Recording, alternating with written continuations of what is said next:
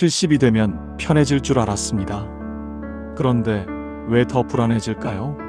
이 질문을 마음속 깊이 품고 살아가는 분들이 생각보다 훨씬 많습니다. 젊은 시절에는 바쁘게 살아서 불안했습니다.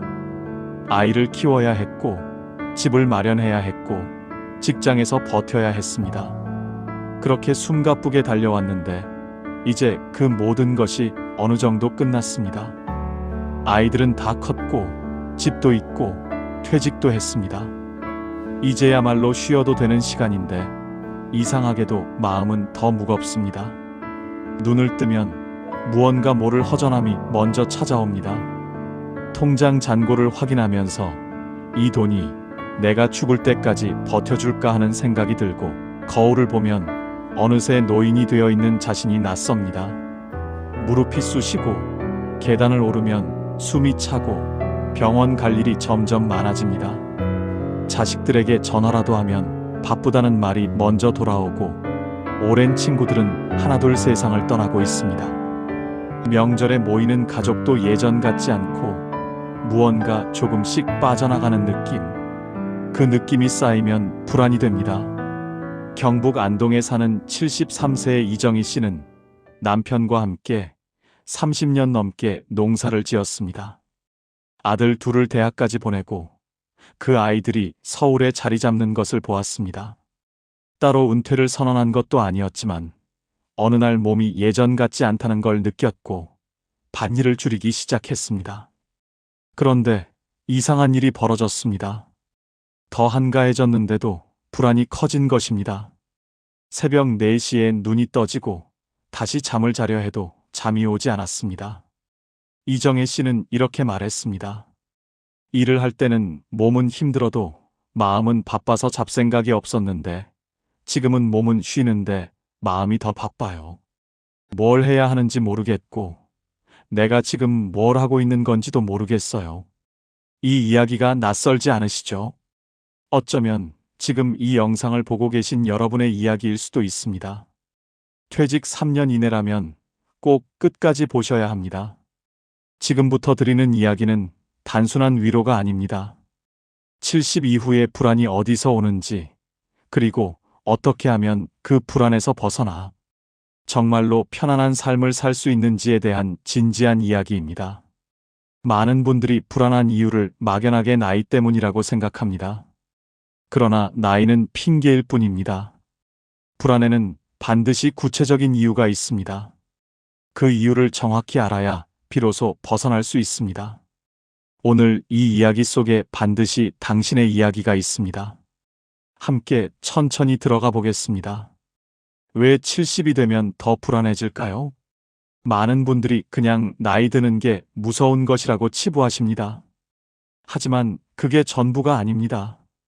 불안은 언제나 이유가 있고 그 이유를 들여다보면 반드시 해결의 실마리가 있습니다. 지금부터 그 이유를 하나하나 짚어드리겠습니다. 70 이후 불안이 커지는 진짜 이유. 첫 번째는 죽음에 대한 불안을 인정하지 않기입니다. 가장 말하기 어려운 것부터 시작하겠습니다. 70 이후에 불안이 커지는 가장 큰 이유 중 하나는 죽음에 대한 두려움입니다.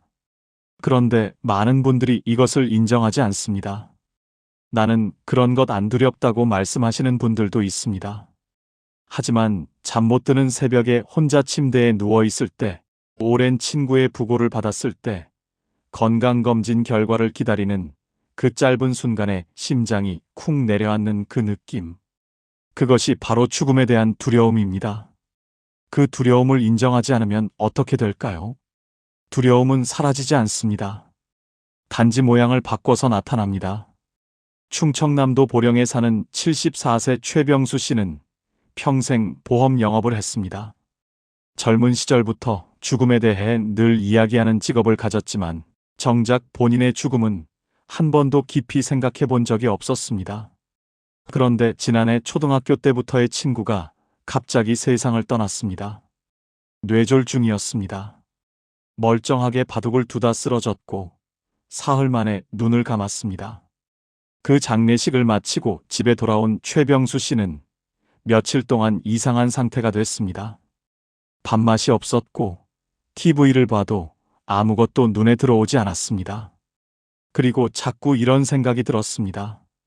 나는 언제까지일까? 나는 몇 년이나 남았을까? 내가 죽으면 누가 울어줄까? 그런데 이런 생각이 드는 것 자체가 너무 무서워서 애써 다른 생각을 하려 했습니다. 텔레비전 볼륨을 높이고, 낮에도 이웃집에 불쑥 찾아가고, 밤에는 스마트폰으로 뉴스를 계속 보았습니다. 혼자 있는 시간이 싫어진 것입니다. 최병수 씨는 나중에 이렇게 고백했습니다. 죽음을 생각하는 게 무서운 게 아니에요. 그 생각을 피하려고 하다 보니 오히려 모든 것이 불안해졌어요. 이 고백 속에 중요한 진실이 있습니다. 죽음에 대한 두려움을 인정하지 않으면 그 두려움은 다른 모양으로 튀어나옵니다. 건강에 대한 과도한 불안으로, 가족에 대한 집착으로, 쓸데없는 걱정들로 변장하여 우리를 괴롭힙니다. 인정하는 것이 출발입니다. 나는 죽음이 두렵다. 그리고 그것은 당연한 인간의 감정이다.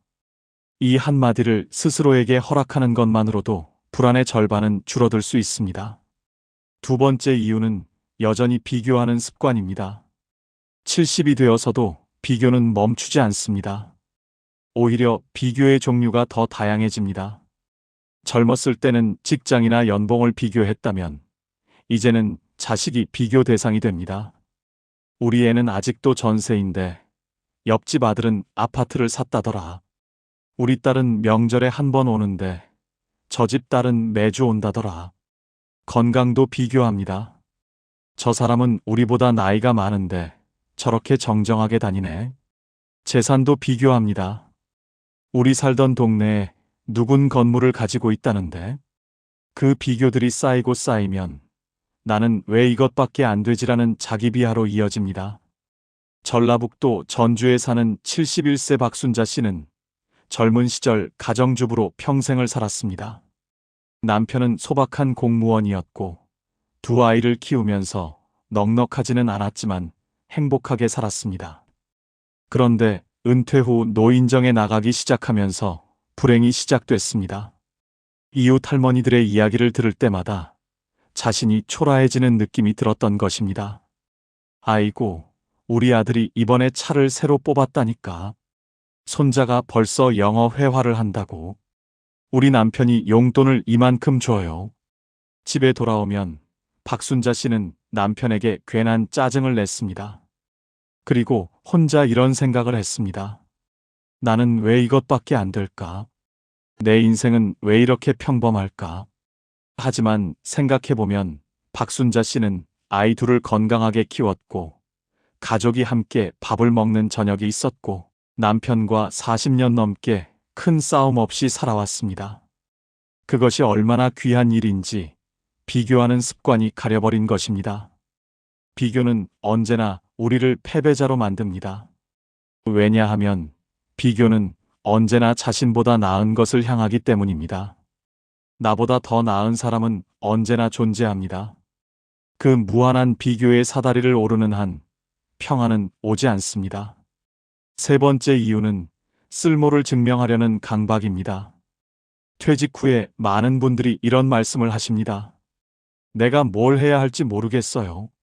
그런데 이 말의 이면에는 조금 더 정확한 감정이 숨어 있습니다. 내가 아무것도 하지 않으면 쓸모없는 사람이 되는 것 같다는 두려움입니다. 수십 년 동안 일을 해왔습니다. 이를 통해 내가 누구인지 정의했습니다. 직함이 있었고, 해야 할 역할이 있었고, 나를 필요로 하는 사람들이 있었습니다. 그런데 그것이 모두 사라지고 나면 갑자기 나는 누구인가라는 질문이 떠오릅니다.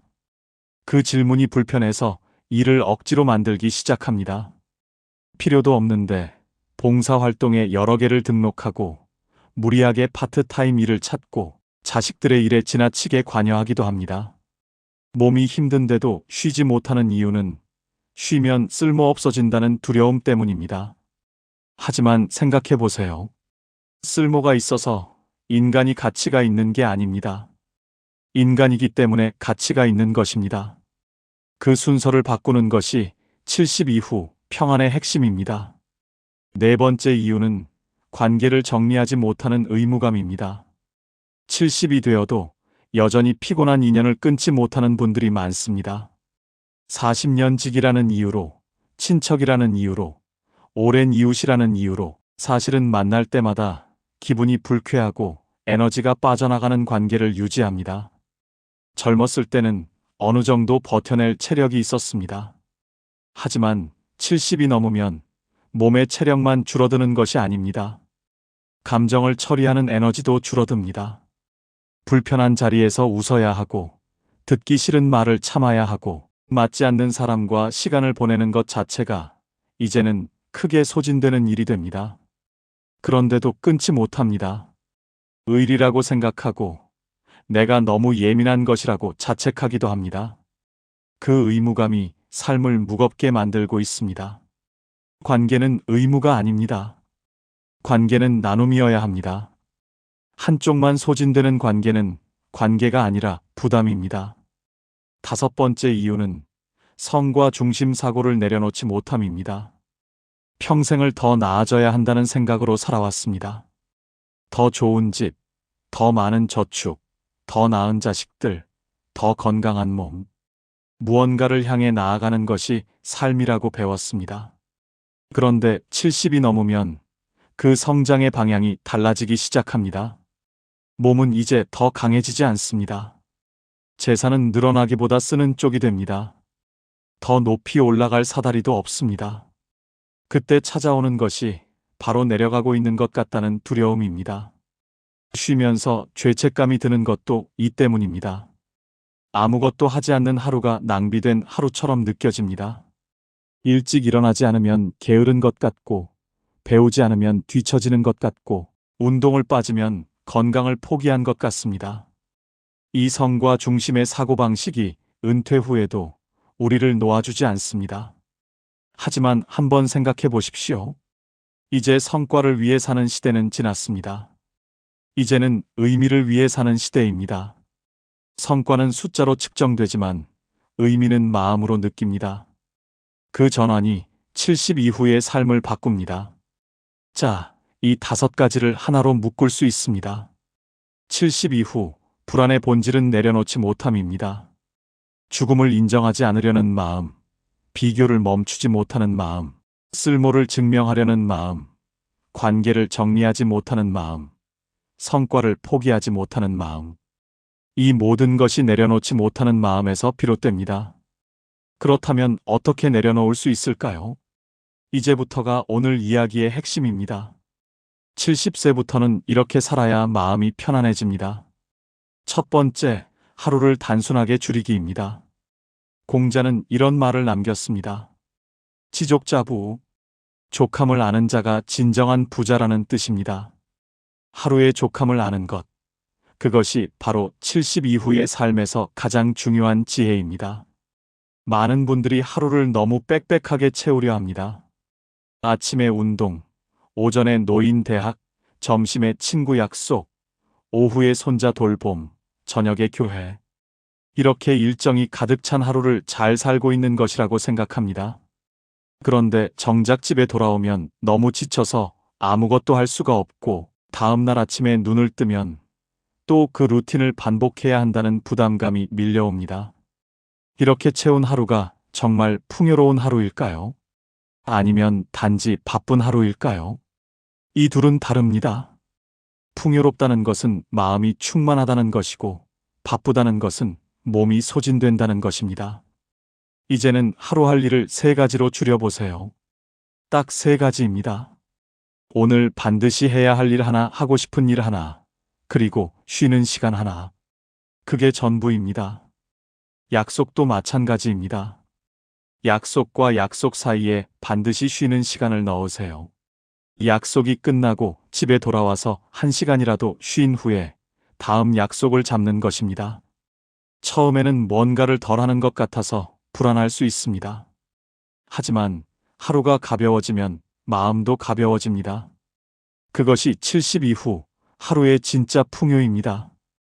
두 번째, 비교를 과거의 나로 바꾸기입니다. 비교를 완전히 없애는 것은 불가능합니다. 인간은 원래 비교를 통해 자신을 정의하는 존재입니다. 그러나 비교의 대상을 바꿀 수는 있습니다. 옆집 친구나 모임의 누군가와 비교하는 것이 아니라 10년 전의 나와 비교하는 것입니다. 10년 전에는 할 수 없었던 일이 지금은 가능한가요? 10년 전보다 내 삶이 더 풍요로워진 부분이 있나요? 경험이 쌓였고, 마음이 넓어졌고, 작은 것에서 기쁨을 찾는 법을 조금은 알게 되었나요? 그것이 성장입니다. 10년 전에 나는 새벽에 빵 하나를 먹으면서도 걱정에 잠 못 들었는데, 지금의 나는 그 걱정들이 어느 정도 해결됐습니다. 10년 전에 나는 부모님을 보내드리는 고통을 아직 몰랐는데, 지금의 나는 그 상실을 견뎌냈습니다. 그것이 성장입니다. 남보다 더 많이 가졌는가, 남보다 더 나은 자식을 두었는가 하는 비교에서 벗어나 과거의 나보다 지금의 내가 조금 더 편안하고 조금 더 지혜로운가 하는 비교로 돌아서면 비교는 독이 아니라 성장의 도구가 됩니다. 세 번째, 아무것도 하지 않아도 괜찮다고 허락하기입니다. 쉬는 것도 능력입니다. 이것이 굉장히 중요한 이야기인데 많은 분들이 진심으로 받아들이지 못합니다. 우리 세대는 어릴 때부터 열심히 일하는 것이 미덕이라고 배웠습니다. 가만히 있으면 안 된다고, 늘 무언가를 해야 한다고 배웠습니다. 그래서 70이 넘어서도 아무것도 하지 않는 하루가 오면 마음이 불편합니다. 죄책감이 듭니다. 이러고 있어도 되나 하는 생각이 밀려옵니다. 하지만 이제는 스스로에게 허락해야 합니다. 아무것도 하지 않아도 됩니다. 오늘 하루 종일 볕이 잘 드는 창가에 앉아서 그냥 있어도 됩니다. 새소리를 들어도 되고 구름이 지나가는 것을 봐도 됩니다. 아무런 목적 없이 그냥 있는 것. 그것이 낭비가 아닙니다. 그것이 삶입니다. 일본에는 보라이라는 표현이 있습니다. 멍하니 시간을 보내는 것을 일컫는 말인데 이것이 정신 건강에 얼마나 좋은지를 연구한 학자들이 있습니다. 아무 생각 없이 하늘을 바라보는 시간, 그 시간이 뇌를 쉬게 하고 감정을 정화합니다. 휴식은 게으름이 아닙니다. 휴식은 권리입니다. 열심히 살아온 사람이 누릴 자격이 있는 당연한 권리입니다. 네 번째, 관계를 줄이고 깊게입니다. 70의 인간관계는 숫자가 아니라 밀도입니다. 지금 이 말을 잘 기억해 주시기 바랍니다. 젊었을 때는 인맥이 넓은 것이 자산이었습니다. 아는 사람이 많을수록, 어디서든 연결될 수 있는 사람이 많을수록 도움이 됐습니다. 하지만 70이 넘으면 상황이 달라집니다. 에너지가 한정되어 있습니다. 몸도 마음도 체력이 줄었습니다. 이 줄어든 에너지를 어디에 쓸 것인가를 결정해야 합니다. 만날 때마다 가슴이 따뜻해지는 사람, 있는 그대로의 나를 보여줄 수 있는 사람, 함께 있으면 에너지가 채워지는 사람, 이런 관계를 두세 개만 깊게 유지하는 것이 100명의 가벼운 관계보다 훨씬 더 풍요롭습니다. 반대로 만날 때마다 비교당하는 느낌이 드는 관계, 내가 늘 베풀어야만 유지되는 관계, 만나고 나면 괜히 기분이 가라앉는 관계는 천천히 거리를 두어도 됩니다. 그것은 냉정한 것이 아닙니다. 그것은 남은 삶을 어떻게 쓸 것인가에 대한 현명한 선택입니다. 70의 우정은 오래됐다고 좋은 것이 아닙니다. 지금 나에게 좋은 것이 좋은 우정입니다. 다섯 번째, 오늘에 머무는 연습입니다. 쇼펜하우어는 이런 말을 했습니다. 행복은 먼 곳에 있지 않다고, 가장 보통의 일상 속에 행복의 씨앗이 있다고, 그리고 그 씨앗을 발견하는 것은 외부 조건이 아니라 내면의 태도에 달려 있다고 했습니다. 우리는 너무 자주 과거를 후회하거나 미래를 걱정하며 시간을 보냅니다. 70이 넘으면 이 경향이 더 강해집니다. 그때 이렇게 했더라면 하는 후회와 앞으로 어떻게 되려나 하는 걱정이 현재를 갉아먹습니다.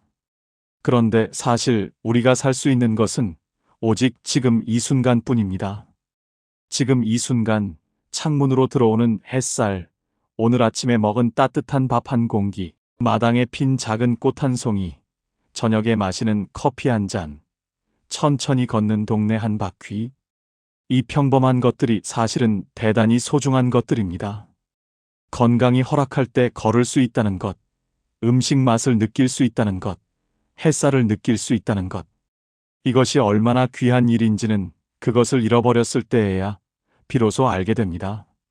아직 잃어버리기 전에 오늘 이 순간에 머물러 보세요. 그 연습이 쌓이면 평온이 됩니다. 오늘 저녁 창밖을 한번 내다보세요. 그냥 보세요. 뭔가를 생각하려 하지 말고 그냥 거기 있는 것들을 바라보세요. 그것이 오늘의 머무는 연습의 시작입니다. 6번째, 죽음을 인정하면 오히려 삶이 가벼워집니다. 끝이 있다는 것을 알면 오늘이 선물이 됩니다. 이 말이 처음에는 이상하게 들릴 수 있습니다.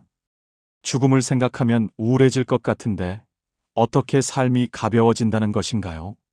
조선 후기의 실학자 정약용은 유배지 강진에서 이런 이야기를 남겼습니다. 인간은 언제 어디서 삶이 끝날지 알 수 없기 때문에 오늘 이 순간을 최선을 다해 살아야 한다고. 그는 강진 유배 시절 모든 것을 잃었습니다. 벼슬도 재산도 가족과 함께하는 일상도. 하지만 그 절망적인 상황에서 오히려 더 맑아진 정신으로 500권이 넘는 책을 썼습니다. 죽음이 언제든 올 수 있다는 사실이 그를 오히려 더 살아있게 만든 것입니다. 죽음을 억지로 피하려 하지 말고 담담하게 인정해 보세요. 그래, 나는 언젠가는 간다. 그렇다면 오늘 하루를 어떻게 살 것인가? 이 질문을 품으면 삶이 달라집니다. 사소한 것에 화내는 시간이 줄어들고 소중한 사람과 보내는 시간이 늘어나고 지금 이 순간이 얼마나 고마운 것인지를 느끼게 됩니다. 죽음은 삶의 끝이지만 죽음을 인정하는 것은 삶의 시작이 될 수 있습니다. 그 역설이 70 이후의 삶을 훨씬 더 가볍고 풍요롭게 만들어줍니다. 이제 감동적인 두 분의 이야기를 들려드리겠습니다. 경기도 수원에 사는 72세 윤혜숙 씨는 3년 전에 남편을 잃었습니다. 45년을 함께 살았습니다. 고등학교 동창이었고 26살에 결혼해서 아이 셋을 함께 키웠습니다. 남편은 조용한 사람이었습니다.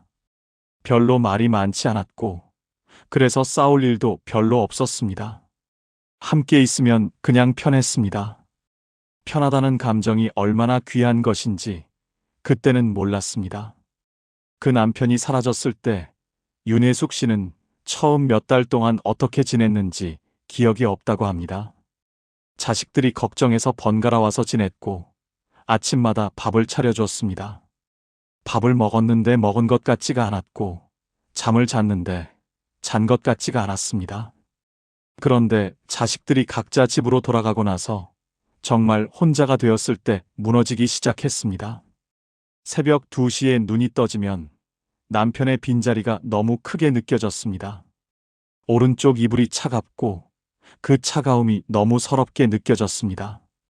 슈퍼마켓에 가서 식빵 한 봉지를 사다 놓으면 혼자 먹기에도 너무 많았습니다.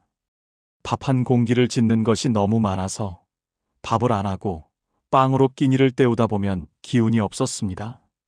기운이 없으면 아무것도 하기 싫고 아무것도 하기 싫으면 더 우울해지는 악순환이 이어졌습니다. 6개월이 지났을 때 윤혜숙 씨는 스스로 결심했습니다. 이렇게 있다가는 나도 죽겠다 싶었다고 합니다. 그래서 아주 작은 루틴을 만들기 시작했습니다. 아침 7시에 일어나서 창문을 열고 바깥 공기를 10번 깊게 들이마시는 것. 그게 첫 번째였습니다. 그 다음에는 남편이 좋아하던 원두 커피를 직접 내려 마시는 것. 커피를 마시면서 남편한테 오늘 하루 어떻게 보낼지 말을 거는 것. 오늘은 마트 좀 다녀올게요. 저녁에 된장찌개 해 먹을 거예요. 혼자 중얼거리는 것이 처음에는 이상하게 느껴졌지만 점점 그 시간이 기다려졌습니다. 그 루틴이 하루의 닻이 되어 주었습니다. 흔들리는 배도 닻이 있으면 제자리를 찾을 수 있는 것처럼 루틴이 윤혜숙 씨의 하루를 붙잡아 주었습니다. 한 달이 지나자 루틴이 두 개가 됐습니다. 오전 10시에 동네를 한 바퀴 도는 것이 추가됐습니다. 처음에는 고개를 숙이고 걸었습니다.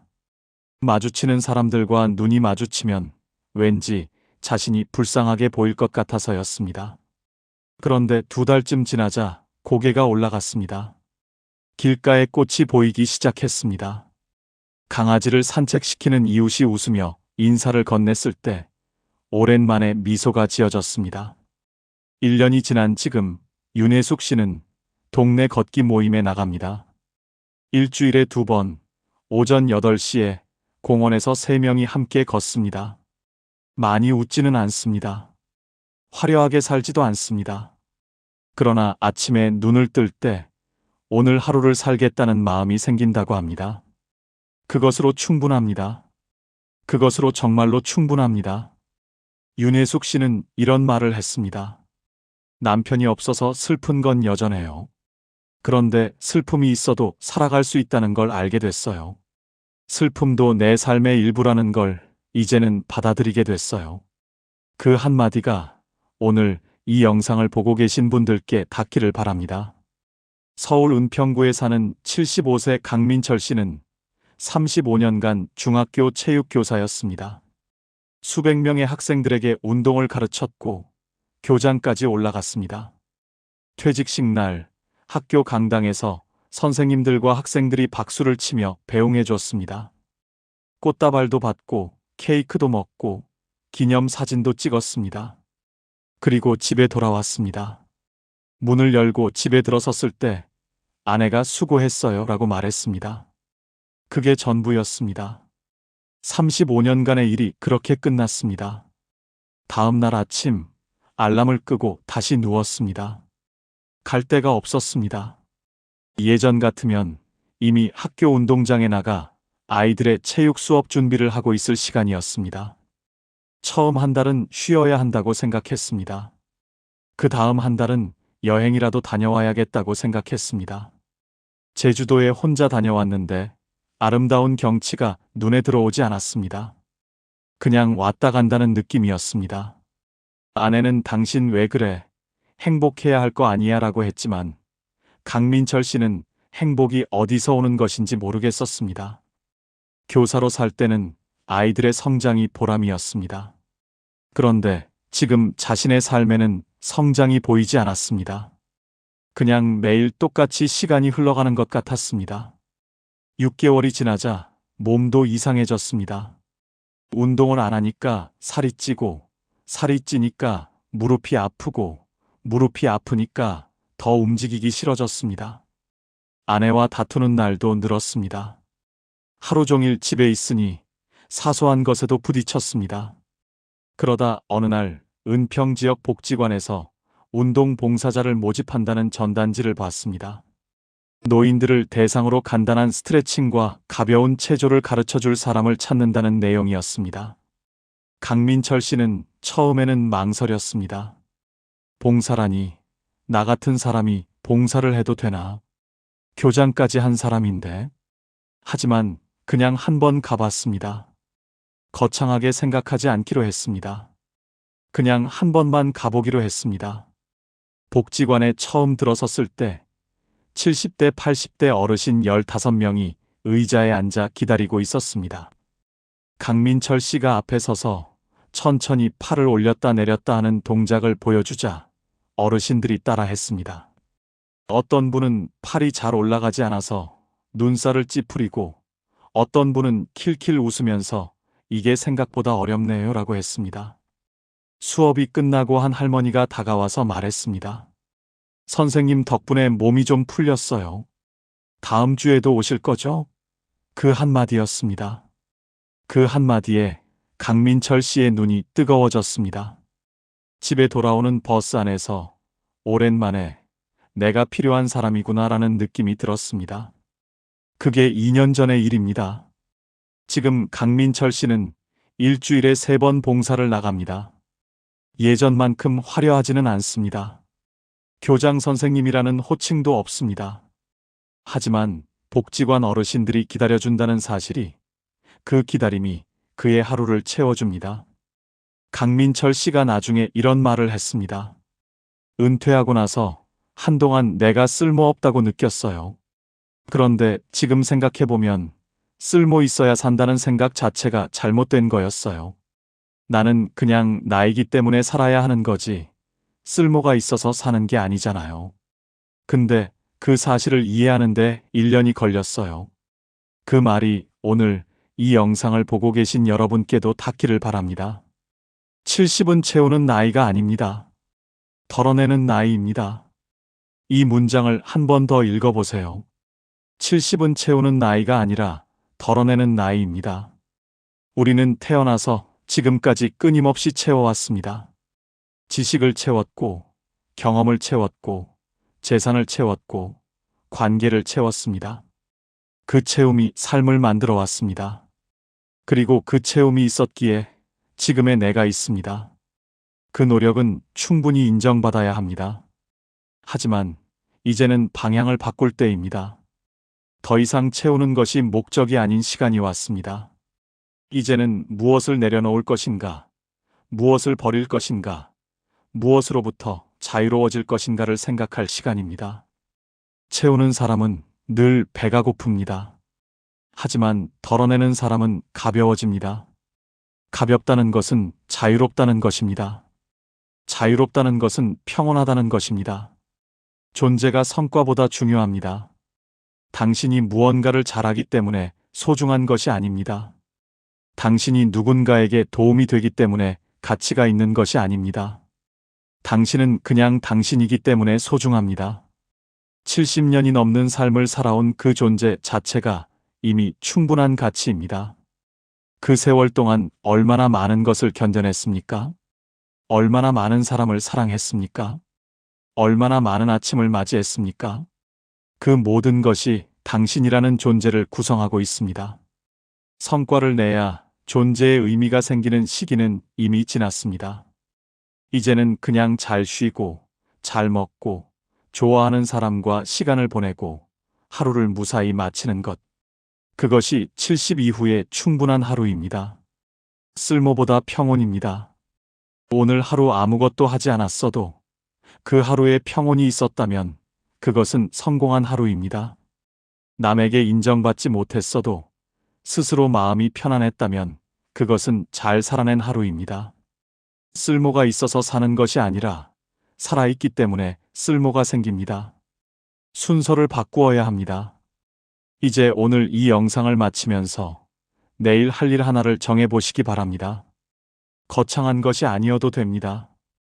아주 작은 것이어도 됩니다. 아침에 일어나서 창문을 열고 바깥 공기를 마시는 것, 오래된 찻잔으로 따뜻한 차를 마시는 것, 좋아하는 노래 한 곡을 끝까지 듣는 것, 아니면 그냥 오늘 하루 감사한 것 하나를 마음속으로 떠올리는 것. 그 하나만 하면 됩니다. 그게 전부입니다. 그 하나가 내일의 하루를 조금 더 가볍게 만들어줄 것입니다. 그리고 지금 이 질문을 드립니다. 지금 무엇 하나를 내려놓으시겠습니까? 비교를 내려놓으시겠습니까? 쓸모를 증명해야 한다는 강박을 내려놓으시겠습니까? 피곤한 관계를 내려놓으시겠습니까? 아니면 오늘 하루를 낭비했다는 죄책감을 내려놓으시겠습니까? 무엇이든 괜찮습니다. 하나만 골라서 내려놓아 보세요. 처음에는 손이 잘 안 펴질 수도 있습니다. 수십 년 동안 꽉 쥐어왔으니까요. 하지만 조금씩, 천천히 한 손가락씩 펴보세요. 그 손이 펴지는 만큼 마음도 펴집니다. 손을 펴면 새 것이 들어올 수 있습니다. 꽉 쥔 손에는 새 것이 들어올 자리가 없습니다. 내려놓는 것은 잃는 것이 아닙니다. 내려놓는 것은 새로운 공간을 만드는 것입니다. 70 이후를 잘 산다는 것은 어떤 의미일까요? 더 많은 것을 이루는 것이 아닙니다. 더 많은 곳을 여행하는 것도 아닙니다. 더 건강해지는 것도 아닙니다. 70 이후를 잘 산다는 것은 오늘 이 하루를 받아들이는 것입니다. 날씨가 좋으면 날씨가 좋은 대로, 몸이 좀 불편하면 불편한 대로, 외로우면 외로운 대로, 그 모든 것을 있는 그대로 받아들이면서 그 속에서 작은 평온을 찾는 것입니다. 꽃이 지는 것을 슬퍼하기보다 꽃이 피어 있는 지금을 바라보는 것입니다. 그것이 70 이후의 지혜입니다. 그리고 그 지혜는 배울 수 있습니다. 오늘부터라도 배울 수 있습니다. 늦지 않았습니다. 오늘 이 순간도 여전히 시작할 수 있습니다. 그리고 그 시작이 아무리 작아도 그것은 진짜 시작입니다. 작은 시작이 모여 큰 변화가 됩니다. 오늘 단 한 가지만 내려놓아 보세요. 그것이 당신의 황금 노후가 시작되는 순간입니다. 이제는 애쓰지 않아도 됩니다. 당신은 이미 충분히 잘 살아오셨습니다. 힘든 시절도 있었고, 억울한 날도 있었고, 혼자 울었던 밤도 있었을 것입니다. 그 모든 것을 견뎌내고 지금 여기까지 오셨습니다. 그 자체가 대단한 일입니다. 이제 남은 시간은 그 수고에 대한 보상의 시간입니다. 더 잘 살아야 한다는 압박 없이, 더 나아져야 한다는 부담 없이, 그냥 오늘 하루를 평온하게 사는 것. 그것이 70 이후에 가장 현명하고 가장 아름다운 삶입니다. 봄에는 꽃을 보고, 여름에는 그늘을 즐기고, 가을에는 단풍을 보고, 겨울에는 따뜻한 국물 한 그릇을 마시는 것. 그것이 삶입니다. 그 소박한 계절의 흐름 속에서 당신은 이미 충분히 아름답게 살고 있습니다. 마지막으로 한 가지만 더 말씀드리겠습니다. 70 이후의 평온은 갑자기 찾아오지 않습니다. 연습이 필요합니다. 어제도 오늘도 조금씩, 아주 조금씩 내려놓는 연습. 오늘 하루 비교를 한 번 덜 했다면 그것이 성공입니다. 오늘 하루 쉬면서 죄책감을 덜 느꼈다면 그것이 성공입니다. 한 번에 모든 것을 내려놓을 수 없습니다. 하지만 매일 조금씩 내려놓다 보면 어느 날 문득 마음이 가벼워진 자신을 발견하게 됩니다. 그날이 반드시 옵니다. 그날을 향해 오늘 하루도 천천히 조금씩 걸어가시기 바랍니다. 당신의 걸음이 비록 느려도 그 방향이 평온을 향하고 있다면 그것으로 충분합니다. 황금 노후는 화려한 노후가 아닙니다. 황금 노후는 평온한 노후입니다. 황금처럼 빛나는 것은 외면의 화려함이 아니라 내면의 고요함입니다. 그 고요함이 지금 이 순간 여러분 안에 이미 있습니다. 단지 아직 발견하지 못했을 뿐입니다. 오늘 이 영상이 그 고요함을 발견하는 작은 계기가 되기를 바랍니다. 오늘도 이 영상을 끝까지 봐주셔서 감사합니다. 지금까지 황금 노후였습니다. 감사합니다. 여러분께 솔직한 질문 하나 드리겠습니다. 살면서 가장 후회되는 것이 무엇입니까? 잠깐 생각해 보십시오. 돈을 더 많이 벌지 못한 것일까요? 자식을 더 잘 키우지 못한 것일까요? 아니면 건강을 더 잘 챙기지 못한 것일까요? 그런데요. 오늘 제가 만나뵌 어르신들이 한결같이 하신 말씀이 있습니다. 그분들이 가장 후회하는 것은 돈도, 자식도, 건강도 아니었습니다. 서울대학교 노년학 연구팀이 70대 이상 노인 800명을 대상으로 조사한 결과도 똑같았습니다. 그것이 무엇일까요? 노년에 가장 후회하는 것은 1위가 하지 못한 말이었고, 2위가 가보지 못한 곳이었고, 3위가 화해하지 못한 관계였습니다. 돈이 아니었습니다. 명예가 아니었습니다. 전부 사람과 관계된 것들이었습니다. 그렇다면 후회 없이 사는 방법은 무엇일까요? 오늘 이 영상을 끝까지 보시면 그 해답을 아실 수 있습니다. 그리고 그 해답을 아시고 나면 오늘 이후로 여러분의 하루가 완전히 달라지실 겁니다. 법구경에 이런 말씀이 있습니다. 오늘 할 수 있는 일을 내일로 미루지 마라. 나중에 언젠가는 오지 않습니다. 우리가 대충 사는 오늘은 하늘나라에 먼저 가신 분들의 그토록 살고 싶었던 귀한 하루입니다. 그리고 달력에는 나중이라는 날이 없습니다. 오늘만 있습니다. 후회는 지나간 것을 바꾸려는 마음이에요. 그런데 지나간 것은 바꿀 수 없습니다. 바꿀 수 있는 것은 오늘뿐이에요. 오늘을 어떻게 사느냐가 내일의 후회를 만들기도 하고 없애기도 합니다.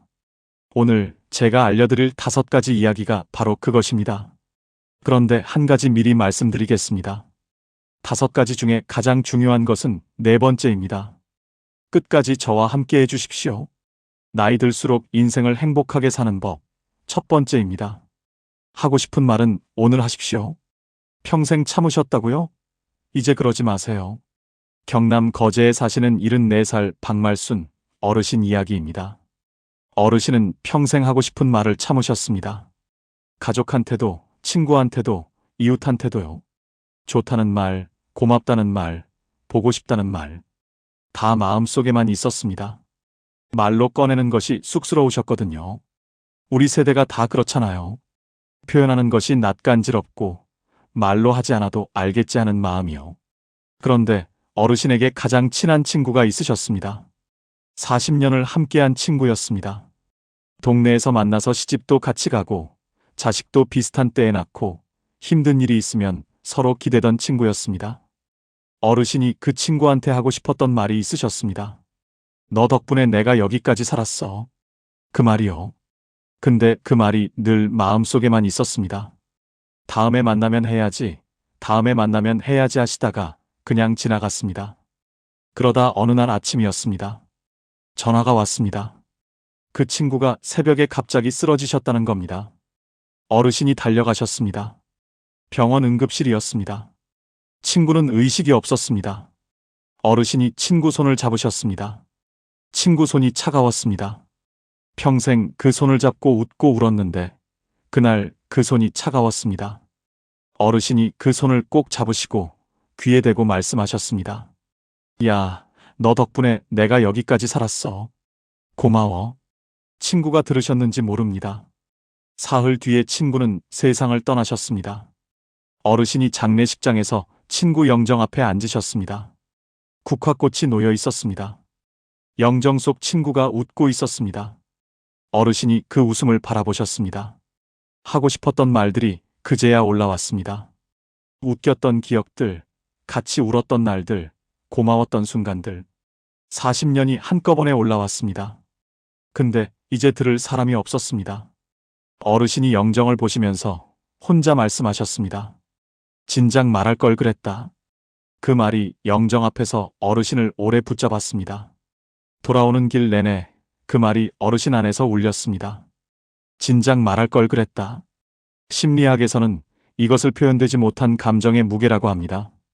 하고 싶었던 말을 하지 못했을 때 그 감정은 사라지지 않습니다.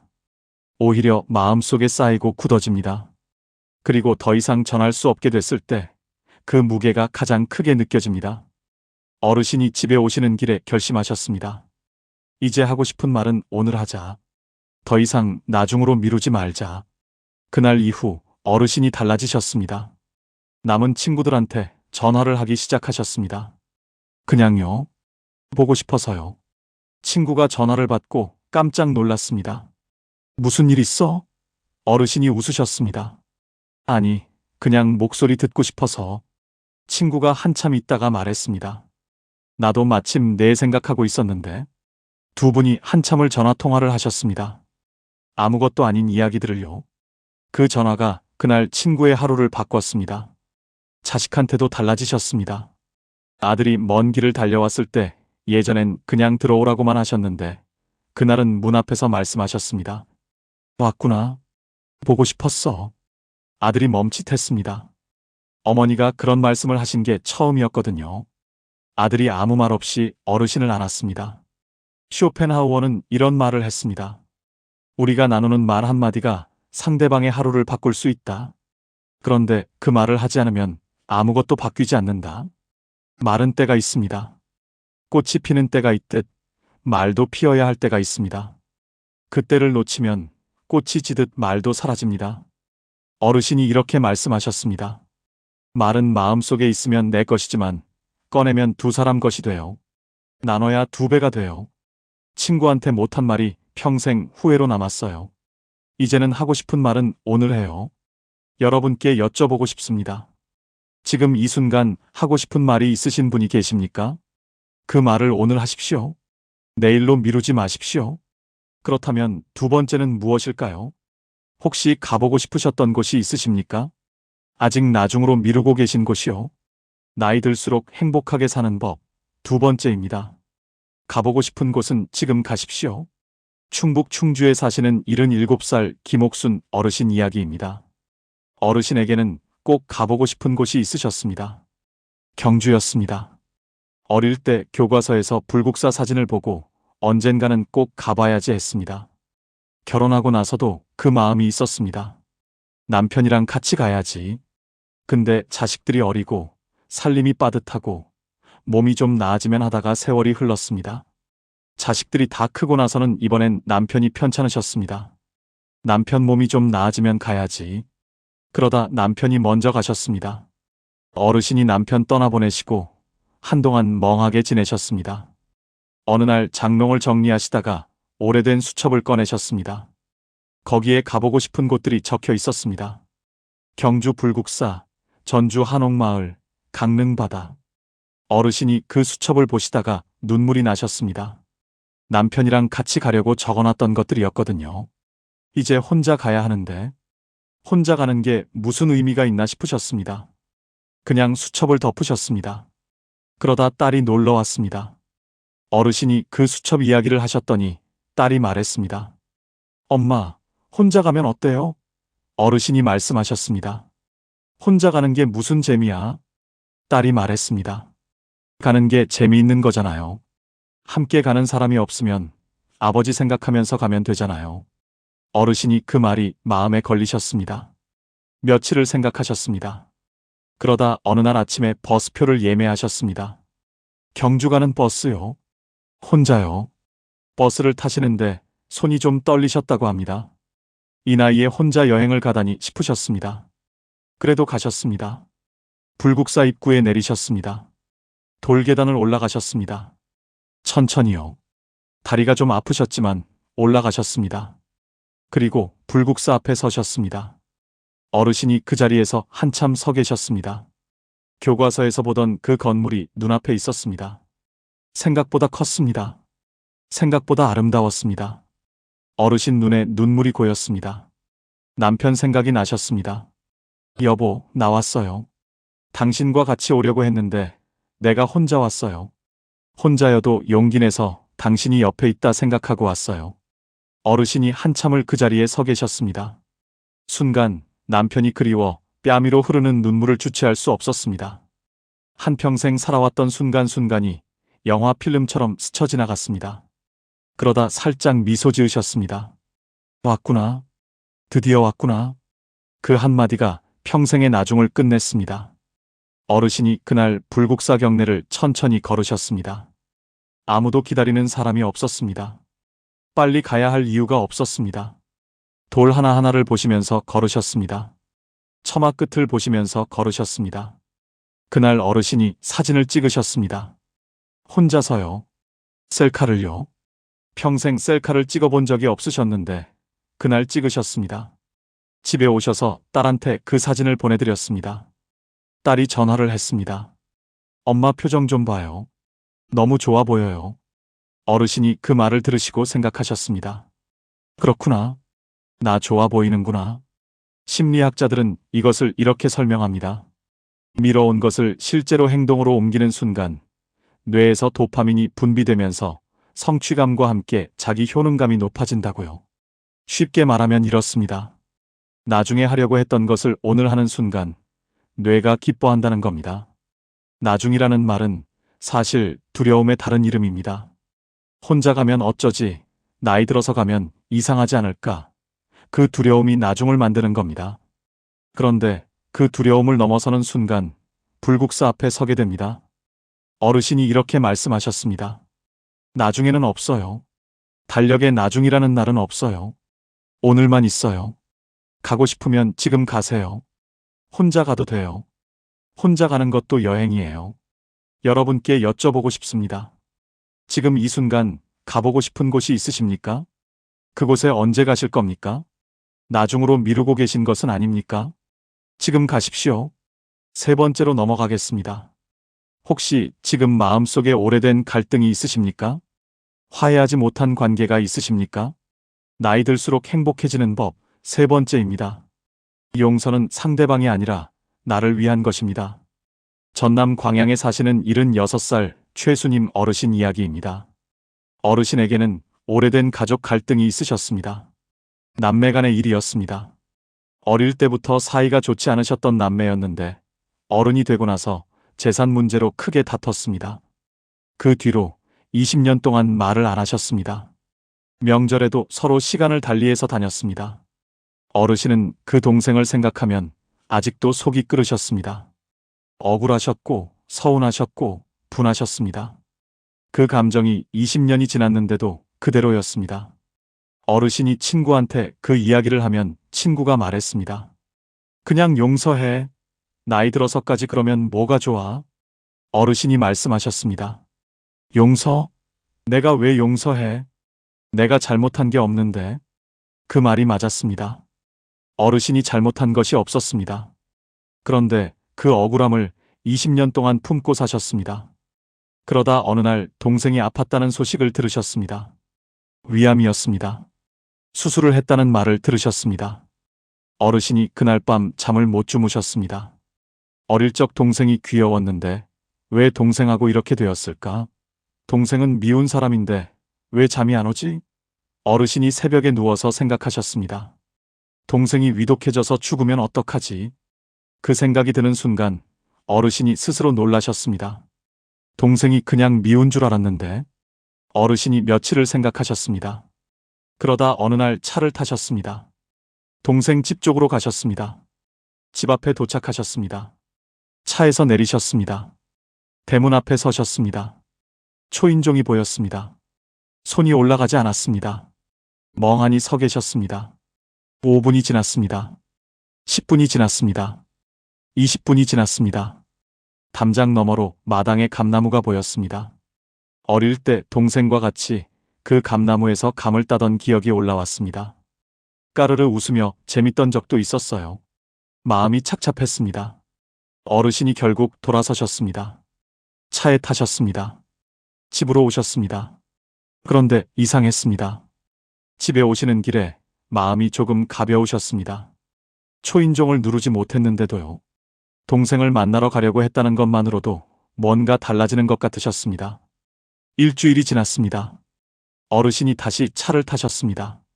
동생 집 앞에 도착하셨습니다. 여전히 감이 주렁주렁 열려 있었어요. 이번엔 차에서 내리시자마자 걸어가셨습니다. 생각할 시간을 주지 않으셨습니다. 그리고 초인종을 누르셨어요. 딸깍. 잠시 후 문이 열렸습니다. 그 동생이 나왔습니다. 얼굴 안 보고 산지 얼마 만인지 20년 만이었습니다. 동생은 많이 야위어 있었습니다. 두 분이 마주 보셨습니다. 아무 말도 없었습니다. 그러다 동생분이 말했습니다. 왔어? 어르신이 말씀하셨습니다. 왔어. 그게 전부였습니다. 두 분이 마루에 앉으셨습니다. 대추차를 한 잔씩 드셨습니다. 말이 없었습니다. 그냥 차를 드셨습니다. 그 침묵이 불편하지 않으셨습니다. 이상하게요. 20년의 침묵과는 다른 침묵이었습니다. 20년의 침묵은 차갑고 딱딱한 침묵이었는데 그날의 침묵은 따뜻하고 부드러운 침묵이었습니다. 차를 다 드시고 나서 어르신이 일어나셨습니다. 가야겠다고 하셨습니다. 동생이 문까지 따라 나왔습니다. 어르신이 돌아서서 걸어가시는데 동생분이 말했습니다. 다음에 또 와. 어르신은 뒤를 돌아보지 않고 손을 드셨습니다. 그리고 차에 타셨습니다. 쇼펜하우어는 이런 말을 했습니다. 다른 사람의 잘못에 분노하는 것은 남이 지른 불에 내가 타는 것과 같다. 불을 지른 것은 상대방인데 타는 것은 나입니다. 용서는 상대방에게 주는 선물이 아닙니다. 내가 나에게 주는 선물입니다. 오래된 원망을 붙들고 있는 것은 뜨거운 숯덩이를 손에 쥐고 상대방에게 던지려는 것과 같습니다. 가장 많이 되는 것은 내 손입니다. 어르신이 이렇게 말씀하셨습니다. 용서한 게 아니에요. 그냥 동생 얼굴만 한번 보려고 갔어요. 근데 갔더니 내 마음이 달라지더라고요. 용서는 상대방을 위한 게 아니에요. 나를 위한 거예요. 20년 동안 내가 나를 가뒀던 거예요. 이제 그 감옥 속에서 나온 것 같아요. 여러분께 여쭤보고 싶습니다. 지금 이 순간 화해하지 못한 관계가 있으십니까? 그 관계 때문에 밤에 잠이 안 오신 적이 있으십니까? 용서는 상대방을 위한 것이 아니라 나를 위한 것입니다. 나이 들수록 행복해지는 법. 네 번째입니다. 오늘 이 영상에서 제가 가장 드리고 싶은 이야기입니다. 내가 나를 가장 먼저 안아줘야 합니다. 잠깐 멈추겠습니다. 지금부터 드릴 이야기가 오늘 이 영상에서 가장 깊은 이야기입니다. 여러분께 먼저 한 가지 여쭤보겠습니다. 여러분은 지금 여러분 자신이 좋으십니까? 나 자신이 좋다. 나는 잘 살아왔다. 그런 생각이 드십니까? 망설여지신다고요? 선뜻 그렇다고 하시기 어려우신 분이 계시지요? 그렇다면 이 이야기는 여러분을 위한 것입니다. 끝까지 들어보세요. 경북 영천에 사시는 79살 이말래 어르신 이야기입니다. 어르신은 평생 스스로에게 가혹하셨습니다. 더 잘해야 했는데, 더 참아야 했는데, 더 잘 키워야 했는데, 자식이 힘들면 내 탓, 남편이 힘들면 내 탓, 집안이 어려우면 내 탓. 그 자책이 평생 어르신을 따라다녔습니다. 어르신이 잘한 것들도 많으셨습니다. 가난한 살림에 자식 셋을 다 가르치셨고, 시부모를 10년 넘게 모시셨고, 남편 병치레를 혼자 감당하셨습니다. 대단한 일들이었습니다. 그런데 어르신은 그것들을 잘한 것이라고 생각하지 않으셨습니다. 당연히 해야 하는 것을 한 것뿐이라고 생각하셨습니다. 칭찬받을 일이 아니라고요. 그러면서 잘못한 것들은 아주 크게 보셨습니다.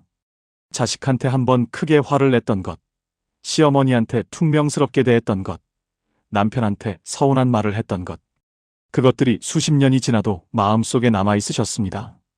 어르신이 혼자 계실 때면 그 기억들이 올라왔습니다. 그때 내가 왜 그랬을까? 그때 좀 더 잘해줬어야 하는데.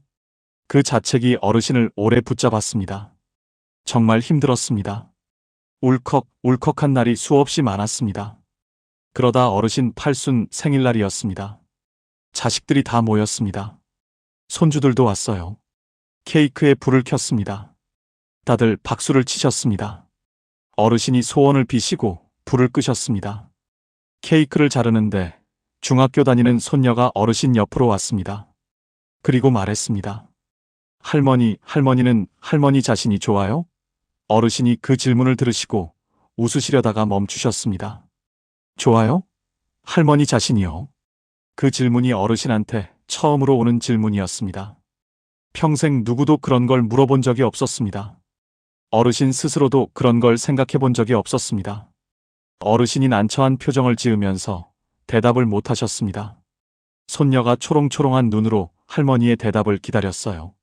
어르신이 한참을 있다가 눈물을 흘리셨습니다. 소리 없이요. 케이크 앞에서 가만히 할머니의 뺨위로 눈물이 흘렀습니다. 손녀가 놀라서 할머니 왜 울어요? 하고 물었습니다. 어르신이 눈물을 닦으시면서 말씀하셨습니다. 아니야. 그냥 내가 나 자신이 좋은지 한 번도 생각해 본 적이 없었네 싶어서. 그날 밤이었습니다. 손님들이 다 돌아가고 어르신이 혼자 방에 계셨습니다. 화장대 앞에 앉으셨습니다. 거울을 보셨습니다. 거울 속에 79살 어르신이 계셨습니다. 주름이 많았습니다. 머리가 하였습니다. 어르신이 그 얼굴을 오래 보셨습니다. 그러다 혼자 말씀하셨습니다. 이말래, 너 정말 잘 살았어. 평생 동안 진짜 수고했어. 그 말이 처음엔 어색하셨습니다. 내가 왜 이런 말을 하나 싶으셨습니다. 그런데 한 번 더 하셨습니다. 말래, 너 잘 살았어. 수고했어. 그러다 세 번째 하시는데 눈물이 왈칵 나셨습니다. 이번엔 큰 울음소리가 소리가 났습니다. 평생 누구한테도 그 말을 들어본 적이 없으셨습니다. 잘 살았다고. 수고했다고. 가족들도 남편도 자식들도 그 말을 해준 적이 없었습니다. 그리고 어르신 스스로도 한 번도 그 말을 자신에게 한 적이 없었습니다. 어르신이 거울 속 자신을 보시면서 한참을 우셨습니다. 그러다 이렇게 말씀하셨습니다. 나 참 열심히 살았네. 잘했어. 어르신은 그날 그 어느 때보다 편안하고 깊은 잠자리에 드셨습니다. 창밖으로 둥근 달이 밝게 비쳤습니다.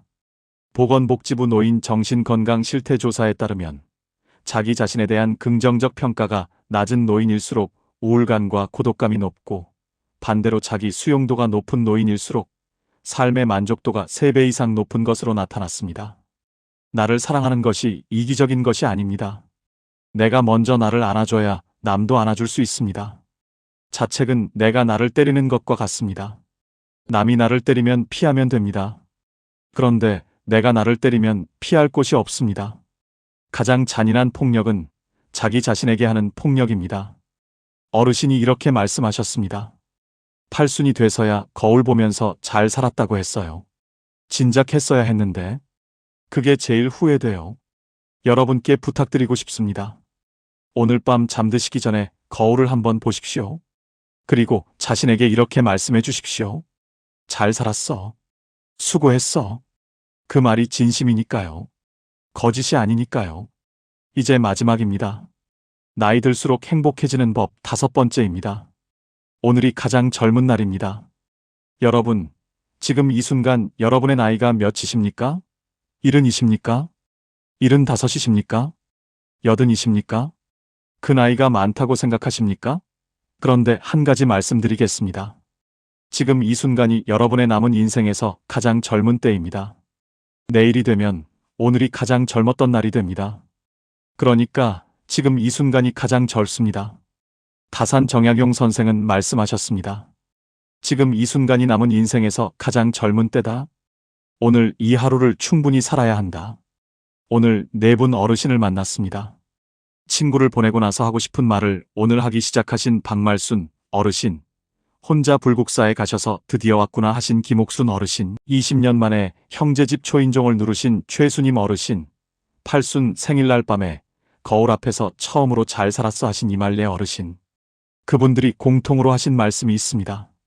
진작할 걸 그랬어요. 그 한마디입니다. 하지만 그분들이 또 공통으로 하신 말씀이 있습니다. 그래도 지금이라도 해서 다행이에요. 그 한마디입니다. 후회 없이 사는 것은 거창한 것이 아닙니다. 오늘 하고 싶은 말을 하는 것, 오늘 가보고 싶은 곳에 가는 것, 오늘 용서하는 것, 오늘 나를 안아주는 것, 그리고 오늘이 내 인생에서 가장 젊은 날이라는 것을 아는 것. 그게 전부입니다. 이말래 어르신이 그날 이후 매일 아침 달력을 보십니다. 그리고 오늘 날짜 옆에 이렇게 쓰십니다. 오늘이 가장 젊은 날. 딱 6글자입니다. 그런데 그 6글자가 어르신의 하루를 바꿉니다. 어르신이 이렇게 말씀하셨습니다. 오늘 이 날짜를 쓰고 나면 이상하게 하루가 아깝지 않아요. 그냥 지나가면 안 될 것 같아요. 그래서 뭔가를 하게 돼요. 전화도 하고 어디도 가고 하고 싶은 말도 하고. 그 6글자가 저를 움직이게 해요. 오늘 여러분도 달력을 꺼내십시오. 오늘 날짜 옆에 이렇게 쓰십시오. 오늘이 가장 젊은 날. 그리고 오늘 딱 한 가지만 하십시오. 하고 싶었던 말을 하는 것, 가보고 싶었던 곳에 가는 것, 오래된 관계에 먼저 손을 내미는 것, 아니면 거울 앞에서 잘 살았어 한마디 하는 것. 딱 하나만요. 그 하나가 오늘을 후회 없는 날로 만들어줍니다. 이제 마무리입니다. 오늘 5가지를 함께 들으셨습니다. 하고 싶은 말 오늘 하기, 가보고 싶은 곳 지금 가기, 용서는 나를 위해 하기, 내가 나를 먼저 안아주기, 그리고 오늘이 가장 젊은 날이라는 것 기억하기. 다 거창하지 않습니다. 돈이 드는 것도 없습니다. 여러분이 오늘부터 바로 시작하실 수 있는 것들입니다. 후회는 지나간 것에서 옵니다. 그런데 오늘을 잘 살면 내일의 후회가 줄어듭니다. 그리고 오늘을 잘 산 날들이 쌓이면 어느 날 이렇게 말씀하실 수 있습니다. 나는 후회 없이 살았다고요. 여러분은 지금까지 정말 열심히 사셨습니다. 평생 누군가를 위해 살았고, 평생 뒤에서 받쳐주셨고, 평생 먼저 챙겨주셨습니다. 넘어져도 다시 일어나시고, 억울해도 참으시고, 무서워도 내색하지 않으셨습니다. 그 삶이 이미 대단한 삶입니다. 그러니 오늘 밤 거울 앞에 서서 꼭 이렇게 말씀해 주십시오. 잘 살았어. 수고했어. 그리고 내일 아침 달력에 이렇게 쓰십시오. 오늘이 가장 젊은 날. 그 말이 진심이니까요. 거짓이 아니니까요. 내일은 오늘보다 반드시 더 따뜻하고 빛날 것입니다. 오늘 5가지 중에 가장 가슴에 남으신 것이 무엇인지 댓글로 나눠주십시오. 여러분의 한마디가 지금 이 영상을 혼자 보고 계실 누군가에게 오늘 하루를 살아갈 희망과 이유가 될 수 있습니다. 오늘도 끝까지 함께 해주셔서 진심으로 감사드립니다. 황금노후는 여러분의 행복을 위해 평생 응원하겠습니다. 지금까지 황금노후였습니다. 노후에 얼마가 있어야 충분할까요? 이 질문을 한 번이라도 해보신 분들, 아마 이 영상을 보고 계신 분들 대부분이실 겁니다. 노후 자금 얼마가 필요하다는 기사를 읽으면 가슴이 철렁하고 친구 모임에서 누가 부동산 이야기라도 꺼내면 왠지 모르게 불편해집니다. 새벽에 잠이 깨면 머릿속에서 자꾸 숫자 계산이 시작됩니다. 통장에 얼마가 남았고 한 달에 얼마가 나가고 이 돈이 몇 년을 버텨줄까? 그 계산이 끝나지 않은 채 날이 밝습니다. 아침을 먹으면서도 산책을 하면서도 텔레비전을 보면서도 그 불안은 배경처럼 깔려 있습니다. 조금만 더 있으면 괜찮을 텐데, 조금만 더 있으면 마음이 편할 텐데. 그런데 이상하게도 그 조금이 채워져도 마음은 쉽게 편해지지 않습니다. 왜일까요? 노후 자금 10억이 있어도 불안한 사람이 있고 월 100만 원으로 평온하게 사는 사람이 있습니다. 그 차이는 돈이 아닙니다. 오늘 이 이야기는 돈을 더 모으는 법이 아닙니다. 지금 가진 돈으로 더 잘 사는 법입니다. 그리고 더 나아가 돈이 결코 만들어줄 수 없는 것들이 70 이후의 삶에서 얼마나 중요한지에 대한 이야기입니다. 끝까지 들으시면 새벽에 눈이 떠졌을 때 숫자, 계산 대신 다른 생각을 하게 되실 겁니다. 자, 시작하겠습니다. 함께 천천히 들어가 보겠습니다. 경상남도 진주에 사는 71세 김복순 씨는 새벽마다 스마트폰을 봅니다. 잠이 깨면 제일 먼저 하는 일이 은행 앱을 열어서 잔고를 확인하는 것입니다. 남편이 돌아가신 지 5년이 됐고 딸 하나는 서울에, 아들 하나는 부산에 살고 있습니다. 두 자녀가 매달 조금씩 용돈을 보내주고 남편이 남긴 작은 금액의 연금이 나옵니다. 먹고 사는데 지장은 없습니다. 그런데 새벽마다 잔고를 확인하는 습관은 멈추지 않습니다. 김복순 씨는 이렇게 말했습니다. 돈이 없어서 불안한 게 아닌 것 같아요. 그냥 불안한 거예요. 근데 그 불안이 돈 걱정처럼 느껴지는 거예요. 이 말 속에 오늘 이야기의 핵심이 들어 있습니다. 돈 걱정이 커지는 진짜 이유. 첫 번째는 돈을 안전의 상징으로 여기는 습관입니다. 우리 세대는 가난을 경험한 세대입니다. 어릴 때 먹을 것이 없었던 기억, 돈이 없어서 아픈 가족을 제때 병원에 못 데려간 기억, 돈 때문에 하고 싶은 것을 포기해야 했던 기억. 그 기억들이 우리 안에 아주 깊이 새겨져 있습니다. 그래서 돈은 단순한 숫자가 아닙니다. 돈은 생존의 상징이고, 안전의 상징이고, 두려움으로부터 나를 지켜주는 방패입니다. 그 등식이 평생 작동해 왔습니다.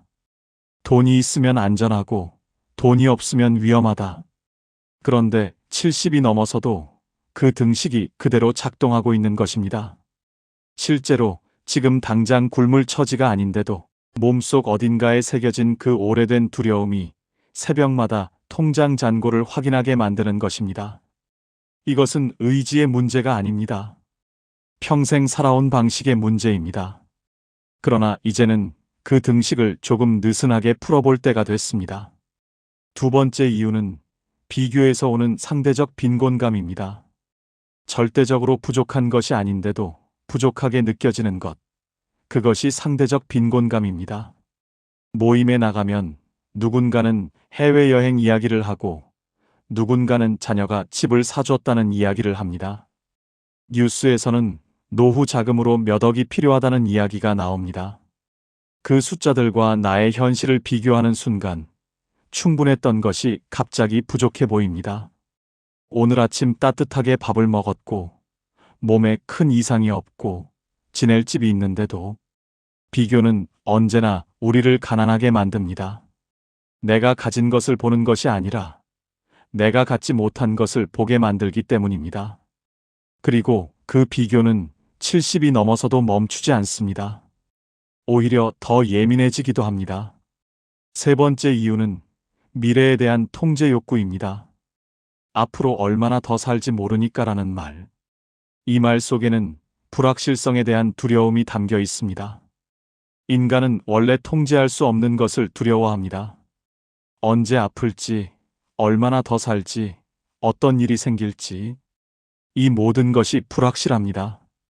그래서 그나마 숫자로 확인할 수 있는 통장 잔고에 집착하게 됩니다. 돈이 많으면 그 불확실성을 조금이라도 통제할 수 있을 것 같은 느낌이 들기 때문입니다.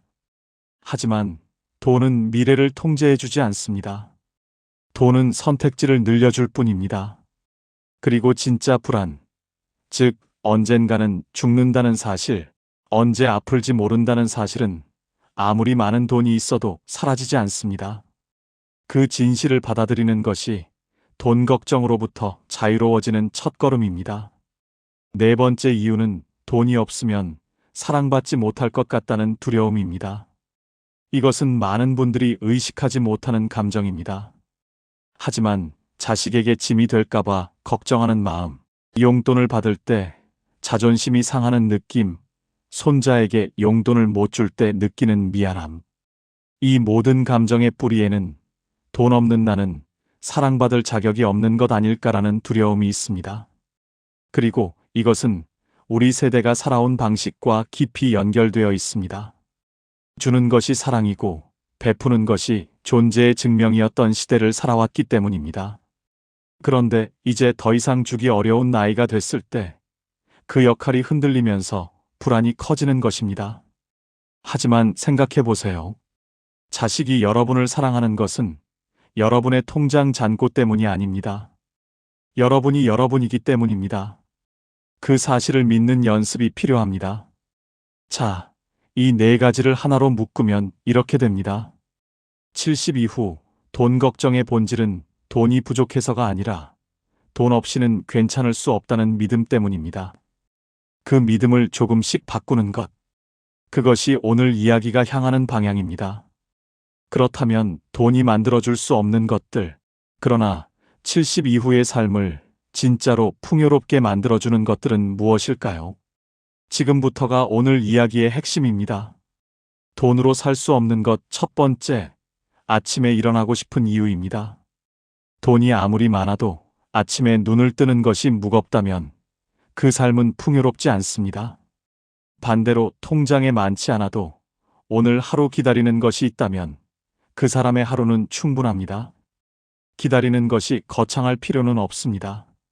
매주 화요일 오전에 같이 걷는 친구, 손자가 다음 주에 온다는 사실, 지금 읽고 있는 소설의 다음 장, 저녁에 보기로 한 드라마 한 편. 이런 작고 소박한 기다림이 아침을 열어줍니다. 루틴이 있는 사람은 돈이 많지 않아도 하루를 살아갑니다. 루틴이 없는 사람은 돈이 많아도 아침이 무겁습니다. 70 이후의 삶에서 가장 먼저 만들어야 할 것은 통장 잔고가 아니라 오늘 하루를 살고 싶게 만드는 작은 이유들입니다. 그 이유들이 쌓이면 삶이 됩니다. 돈으로 살 수 없는 것 두 번째, 나를 있는 그대로 봐주는 한 사람입니다. 돈이 많고 집이 넓어도 아무도 없는 저녁은 춥습니다. 반대로 작은 방 하나에 살아도 진심으로 내 이야기를 들어주는 사람이 한 명 있다면 그 삶은 따뜻합니다. 70 이후의 관계는 숫자가 아니라 깊이입니다. 연락처에 사람이 아무리 많아도 진짜로 전화할 수 있는 사람이 없다면 그것은 외로움입니다. 돈이 있으면 편의를 살 수 있습니다. 맛있는 것을 먹고 좋은 곳에 다닐 수 있습니다. 하지만 새벽에 가슴이 먹먹할 때 전화할 수 있는 사람은 돈이 만들어주지 않습니다. 그것은 평소에 쌓아온 관계가 만들어줍니다. 지금 내 주변에 그런 사람이 한 명이라도 있다면 그것은 어떤 통장 잔고보다 귀한 자산입니다. 충청북도 청주에 사는 76세 오정숙 씨는 남편과 둘이 삽니다. 남편은 3년 전 뇌경색으로 쓰러진 후 반신이 불편합니다. 오정숙 씨가 돌봄을 전담하고 있습니다. 노후 자금이 넉넉하지 않고 딸이 보내주는 작은 돈과 국가지원금으로 생활합니다. 누가 봐도 넉넉하지 않은 처지입니다. 그런데 오정숙 씨는 이렇게 말합니다. 남편이 아침에 눈을 떴을 때 나를 보고 웃어요. 그 웃음이 나한테는 전부예요. 돈 걱정이 없냐면 거짓말이지만 그 웃음 때문에 오늘도 살아요. 이 한마디가 돈으로 살 수 없는 것의 정체를 정확히 보여줍니다. 그 웃음은 돈이 만들어준 것이 아닙니다. 40년 넘게 함께 살아온 세월이 만들어준 것입니다. 돈으로 살 수 없는 것 세 번째, 몸이 허락하는 오늘 하루입니다. 돈으로 좋은 병원에 갈 수 있고 좋은 약을 먹을 수 있습니다. 그것은 사실입니다. 하지만 돈이 건강 그 자체를 살 수는 없습니다. 지금 이 순간 두 발로 걸을 수 있다는 것, 밥을 맛있게 먹을 수 있다는 것, 바람을 느낄 수 있다는 것. 이것들은 돈이 주는 것이 아닙니다. 몸이 주는 것입니다. 그리고 이것이 얼마나 귀한 것인지는 잃어봐야 합니다. 아직 잃지 않았다면 지금 누리고 있는 것입니다. 70이 되면 몸의 고마움을 이전보다 더 자주 느끼게 됩니다. 무릎이 조금 아파도 걸을 수 있다는 것, 눈이 침침해도 이렇게 영상을 볼 수 있다는 것, 그 하나하나가 사실은 대단히 소중한 것들입니다. 오늘 하루 몸이 허락해준 것들에 감사하는 마음, 그것이 돈이 줄 수 없는 풍요입니다. 돈으로 살 수 없는 것 네 번째, 쓸모 있다는 느낌입니다. 앞서 돈 걱정의 이유 중에 돈이 없으면 쓸모 없어지는 것 같다는 두려움이 있다고 말씀드렸습니다. 그런데 흥미로운 것은 실제로 쓸모 있다는 느낌은 돈과 별로 관계가 없다는 것입니다. 복지관에서 어르신들에게 노래를 가르치는 74세 할머니는 강사비를 거의 받지 않습니다. 하지만 수업이 끝나고 어르신들이 박수를 칠 때 그 느낌은 어떤 통장 잔고로도 살 수 없습니다. 손자에게 된장찌개 만드는 법을 가르쳐주는 75세 할아버지는 그 시간에 돈을 받지 않습니다. 하지만 손자가 할아버지 된장찌개가 제일 맛있어요 라고 말할 때 그 뿌듯함은 돈이 만들어주지 않습니다. 쓸모 있다는 느낌은 역할에서 옵니다.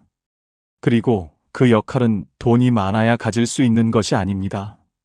지금 내가 있는 자리에서 지금 내가 가진 것으로 누군가에게 작은 도움이 되는 것, 그것이 쓸모입니다. 돈으로 살 수 없는 것 다섯 번째, 지금 이 순간의 평온입니다. 쇼펜하우어는 이런 말을 남겼습니다. 부는 바닷물과 같아서 마실수록 갈증이 난다고. 돈도 마찬가지입니다. 더 많이 가질수록 더 많이 갖고 싶어집니다.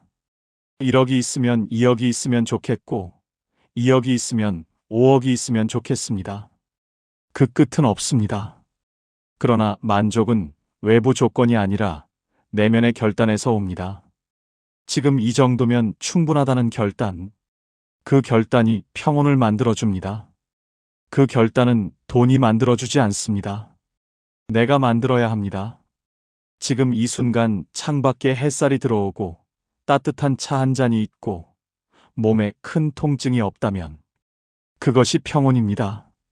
그 평온은 통장 잔고와 관계없이 지금 이 순간 내가 선택할 수 있는 것입니다. 이제 두 분의 이야기를 깊이 들어드리겠습니다. 전라남도 순천에 사는 78세 이순례 씨는 평생 남편과 함께 논밭을 일궜습니다. 자녀 셋을 대학까지 보내고 나니 남은 것이 별로 없었습니다. 남편은 68세에 먼저 세상을 떠났고 이순례 씨는 혼자 남았습니다. 딸 셋이 매달 조금씩 돈을 모아 엄마에게 보내줍니다. 처음에는 그것이 너무 자존심이 상했습니다. 평생 주기만 하며 살아왔는데 이제 자식한테 손을 벌리는 신세가 됐다는 생각이 들었습니다. 딸들이 돈을 보낼 때마다 카카오톡으로 엄마 이번 달 입금했어요 라는 메시지가 왔는데 그 메시지를 볼 때마다 마음이 복잡했습니다. 고맙기도 하고 미안하기도 하고 어딘가 모르게 작아지는 느낌이 들었습니다. 그러던 어느 날 둘째 딸이 전화를 해서 이런 말을 했습니다. 엄마, 내가 지금 이렇게 살 수 있는 게 다 엄마 덕분이야.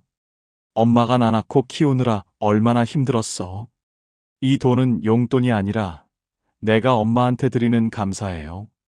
이순례 씨는 그 말을 듣고 한참을 울었습니다. 그냥 눈물이 났습니다. 그리고 생각이 바뀌었습니다. 내가 받는 것이 아니라 내가 심은 것을 거두는 것이라는 생각. 평생 심어온 사랑이 이렇게 돌아오는 것이라는 생각. 그날 이후 이순례 씨는 딸의 입금 메시지를 볼 때 더 이상 마음이 복잡하지 않습니다. 그냥 고맙습니다. 그리고 그 고마움이 또 다른 사랑이 됩니다. 지금 이순례 씨는 순천 시내 작은 경로당에서 매주 화요일 화투를 가르칩니다. 화투라는 것이 거창한 것이 아니지만 어르신들이 그 시간을 기다립니다. 이순례 씨도 그 시간을 기다립니다. 돈은 별로 없지만 기다리는 것이 있는 삶입니다. 그것이 이순례 씨의 노후입니다. 경기도 용인에 사는 73세 한정수 씨는 40대에 사업을 크게 벌였다가 실패했습니다. 은행 빚을 다 갚고 나니 50대 중반이었고 그때부터 다시 시작하려 했지만 몸이 받쳐주지 않았습니다. 퇴직금도 없었고 국민연금도 얼마 되지 않았습니다. 아내가 마트 계산원으로 일하면서 생계를 유지했고 한정수 씨는 그 사실이 너무 부끄러워서 한동안 집에서만 지냈습니다. 자식들 얼굴 보기도 창피했습니다. 사업에 성공한 친구들 이야기가 들려올 때마다 가슴이 무너졌습니다. 그렇게 2년을 거의 집안에서만 보냈습니다. 체중이 10kg 넘게 빠졌고 머리카락도 많이 빠졌습니다. 아내가 걱정이 돼서 당신 이러다가 정말 쓰러지겠어. 어디든 나가봐라고 말했습니다. 마지못해 나간 곳이 동네 경로당이었습니다. 처음에는 그냥 시간을 때우려고 들어갔습니다. 그런데 거기서 한정수 씨를 바꾼 사건이 생겼습니다. 경로당 어르신 중에 바둑을 배우고 싶어 하는 분들이 있었는데 한정수 씨가 젊을 때 바둑을 꽤 잘 두었거든요. 어르신들이 당신이 좀 가르쳐줘요라고 부탁을 해왔습니다. 처음에는 손사래를 쳤습니다. 그런데 한 번만 봐달라는 말에 못 이겨 앉았는데 어르신들이 배우는 눈빛이 너무 진지했습니다. 수업이 끝나고 정수 씨 덕분에 오늘 진짜 재밌었어요 라는 말을 들었을 때 한정수 씨는 오랜만에 어깨가 펴지는 느낌이 들었습니다. 그 다음 주에 또 나갔습니다. 그 다음 주에도 나갔습니다. 한정수 씨는 이렇게 말합니다. 내가 가진 게 없다고 생각했어요. 돈도 없고 직함도 없고 내세울 것도 없다고. 그런데 바둑 하나로 사람들이 나를 기다려요. 그게 얼마나 큰 건지 몰랐어요. 지금 한정수 씨는 일주일에 3번 경로당에 나갑니다. 국민연금이 적고 아내가 아직도 일을 하고 있습니다. 노후 자금은 여전히 부족합니다. 그러나 한정수 씨의 눈빛은 2년 전과 완전히 다릅니다. 기다리는 것이 있는 사람의 눈빛입니다. 이제 마무리를 향해 가겠습니다. 통장 잔고보다 오늘 잔고가 중요합니다. 오늘 잔고란 무엇일까요? 오늘 감사한 것이 하나라도 있었는가? 오늘 웃은 순간이 한 번이라도 있었는가? 오늘 기다리는 것이 하나라도 있는가? 오늘 누군가에게 작은 도움이 됐는가? 이것들이 오늘의 잔고입니다. 이 잔고는 은행에서 확인할 수 없습니다. 하지만 이 잔고가 쌓이면 삶이 됩니다. 그리고 이 잔고는 돈이 많아야 채울 수 있는 것이 아닙니다. 지금 이 순간 어디에 있든 얼마를 가졌든 채울 수 있습니다. 돈은 삶의 도구입니다. 삶의 목적이 아닙니다. 이 문장이 쉽게 들릴 수 있습니다. 하지만 실제로 이것을 믿는 것은 쉽지 않습니다. 평생 돈을 위해 일했고 돈 때문에 포기했고 돈 때문에 버텼습니다. 그 삶에서 돈은 언제나 중심이었습니다. 그 습관이 하루아침에 바뀌지 않습니다. 하지만 조금씩 바꿀 수 있습니다. 오늘 새벽에 잠이 깨서 통장 잔고를 확인하고 싶을 때 대신 이것을 한번 생각해 보세요. 오늘 나는 무엇이 기다려지는가? 그 질문 하나가 불안을 조금 다른 방향으로 돌려줄 수 있습니다. 지금 당신이 가진 것을 한번 세어보세요.